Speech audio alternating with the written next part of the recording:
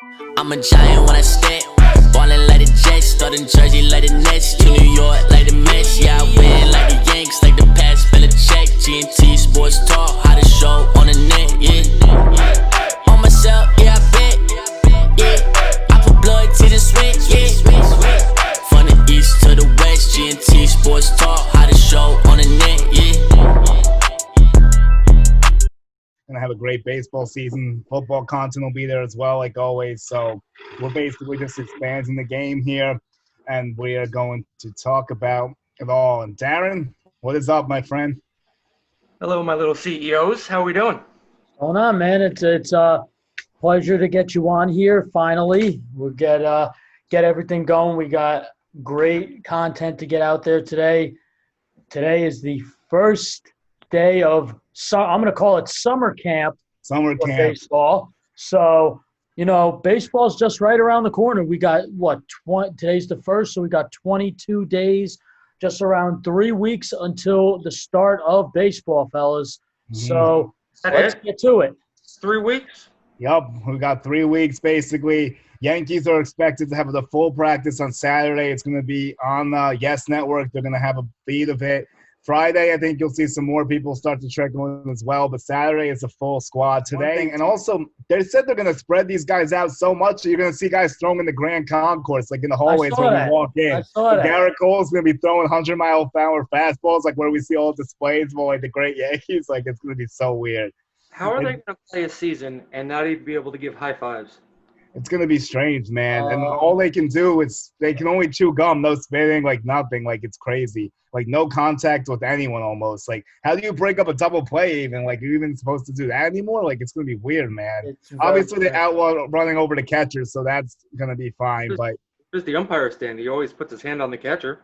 That's true. Yeah, that's another good point, too. Maybe this would actually be the perfect time to do the virtual strike zone. I don't know why they wouldn't just do that, honestly. This would be the perfect time to implement that.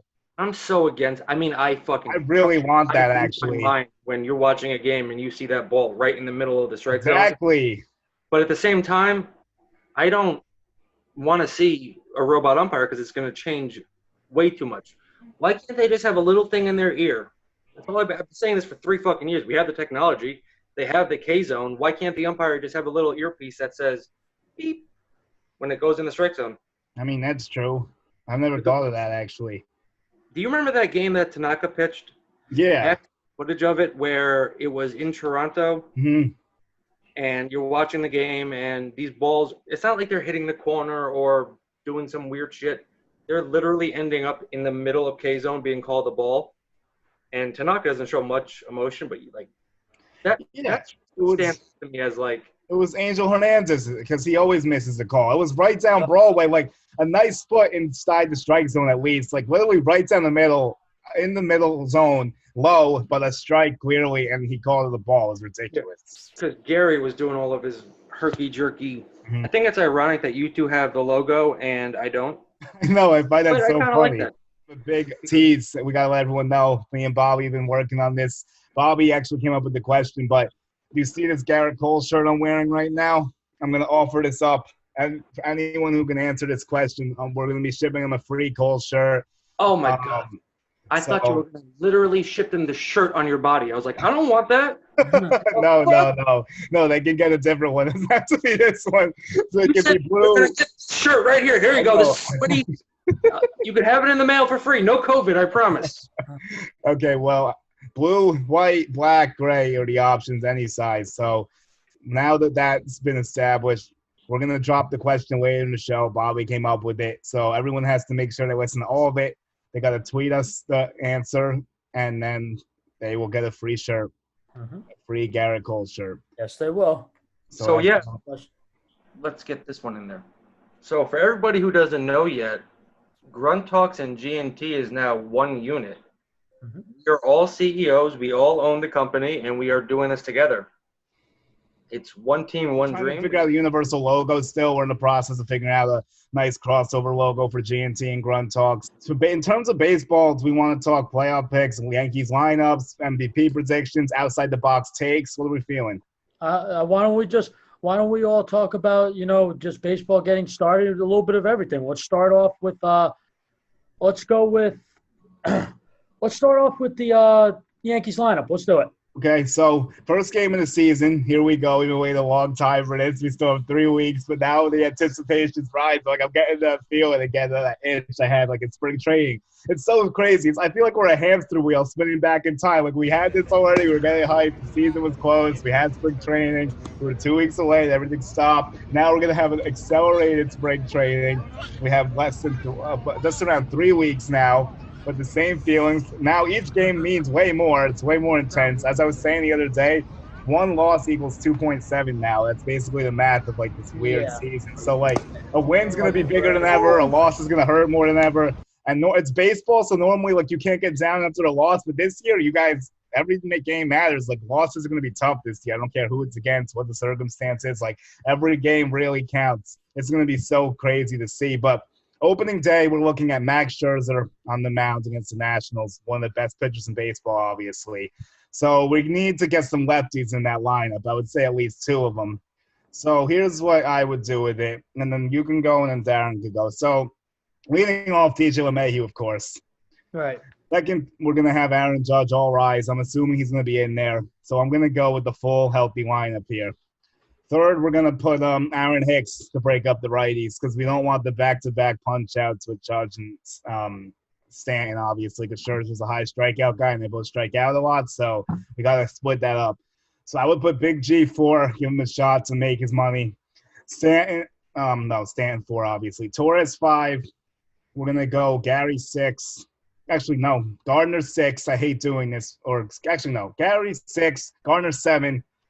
I guess Voit 8, and then Gio 9. The only reason I put Gardner in that 6, 7 spot. I agree with your lineup, so I'll say mine real quick. I'll start lead off. It has to be DJ. He has to lead off. He sets the tone, gets on base. The guy doesn't strike out leading off. Second, all rise. Aaron Judge definitely at 2. At 3, I'm going with Gary at 3. Okay. 4, I'm going to have to go with Giancarlo, of course, at 4 to clean up. 5, I'm going to go with Torres. 6, I'm going to go with Voit. 7, I'm going to go with Glaber. 8, I'll go Gardner, and then 9, Gio. You forgot about Hicks. Forgive me. Sorry, I forgot Hicks. So, it's official. He'll be good to go. Hicks is looking good. Okay, all right. So, with that, I'm going to go back to 4. I'll start from 4. So, 5, I'll go with Torres. 6, I'll go Hicks. 7, I'll go Voit. 8, I'll go Gardner. And then 9, I'm going to go with Gio. And you know me. I'm so high on Gio Urshela. You have no idea how high I am. He earned the spot at 3rd. And I will say this. It's going to be very interesting how we're going to put Andujar in this lineup. Yeah, I was just about to ask about that. Darren, what do you think about the lineup? I'll tell you for sure DJ LeMahieu was leading off in my lineup. I do. Honestly, dude, I saw someone post – I don't know who said it. It was a couple of weeks ago. They were talking about Aaron Hicks compared to Bernie Williams, like talent-wise, who was better. I think I saw that too, actually. Here's my lineup. Yeah, and they said Hicks is better than Bernie. Don't at me. And I was like, all right, if Hicks stayed healthy, he had the potential. He has the better arm. But if Hicks could stay healthy, he, honest to God, could be one of the better Yankees in the lineup. There is just something about a healthy Hicks that makes me very excited to watch a game. When he is actually 100% healthy, especially from the left side, which was odd because when we first got him, wasn't facing lefties his strength? I'm trying to think. I mean, it's been a minute, but I thought he was better against lefties in the beginning. I think he's very underrated as a player, both offensively and defensively, because he's made plays in the outfield that are insane. That Twins game, for one, that dive and catch, it still stays in my mind. Just watch, actually. All right, so here's my lineup. If this is everybody's healthy, which right, yeah, we have to do that with Yankees. Obviously, that's been going on. This season actually benefits us. We're getting mostly everyone back. It does. Now all right, before I say this again, that brings up a great point. Think about what if the season was going on. I posted this, and I said this, Aaron Judge would have already missed 83, 84 games, give or take a few. Oh, God. Already. And this was supposedly a couple of weeks in Stanton. Didn't Stanton just start doing stuff like recently? Oh, I've heard like weird stuff with Stanton because I thought he would have been good like after a month, but now they're saying he hasn't done outfield work yet, which doesn't encourage me too much. He's definitely able to hit, and they said he's ready to DH, but I don't know about his outfield availability, which is going to cause problems with Andujar and Tauchman for sure. It's going to make it tougher for them. Although we'll talk about that in a minute. So I'm curious what your opening day shot is. All right, so my opening day lineup is a little bit. It's up for debate because now that I started thinking a little bit more about it, there's a couple of changes I want to make. Yeah. So let's go with top three. DJ, second base, leading off. Aaron Judge, second, right field. Glaber, shortstop, third. Stanton, DHing fourth. Now I want to switch here. I want to switch Hicks to 5 in center field and Gary to 6 catching. Voit at first, Gardner in left, and Gio at third. I like that. I like it. I am debating depending on what Andujar looks like out of the gate in this like spring. I like Voit. I really do. But if Andujar is even 90% the way he was, I still think he's actually better than Voit. Yeah, the thing is, Voit gets on base, though, with the walks. Andujar doesn't take his walks. That's the one thing. But, like, Andujar, I actually was all for the left field experiment. I'm just nervous about it now because of the limited games. I don't want a Clint Frazier situation. That's one thing that worries me. Is it going to be worse? I don't know. I have no idea, honestly. But they said Boone thinks he's ready to do it. They're going to try him out there. You're going to see him in left field a little bit this year. You're going to see him and that third, like, to spell Gio here and there, I think, like, once in a while, but not too often. Because Gio needs a few rest days, like, here and there. Yeah, so you put DJ there. He can't play third base. He needs to have that instant switch to corner, the first base and left field. No offense to Andujar. The defense it could improve, but it won't. I mean, his defense is that bad that it scares me. At third base, it's a train wreck. It's terrible. It could be one of the worst defensive third basemen in the league. Oh, yeah. If he's actually playing, he would definitely be bottom 3, no question. And I think that really hurts an infield where you have Urshela, LeMahieu, and Torres at short, man. Still not happy with that. I'm not going to lie. I actually don't mind it. I'm all for it. I mean, it's his natural position. He's a young still. You got to give him some time to grow into it. I think he'll be debate today about Tauchman and Andujar. What do you guys feel about those two? That's exactly where I was going next because Bobby? What about Tauchman? I like Tauchman. He's proven a lot last year when we got him. No one really knew much about him, especially us, and all the guy did was come in and produce on defense and on offense, and you can't dismiss him. You have to get him in the lineup at some point. He has to be in there. I think he is, in my opinion, I think he's a secret weapon for the Yankees, really. He's a reliable option. If you need somebody to play, he could come in there.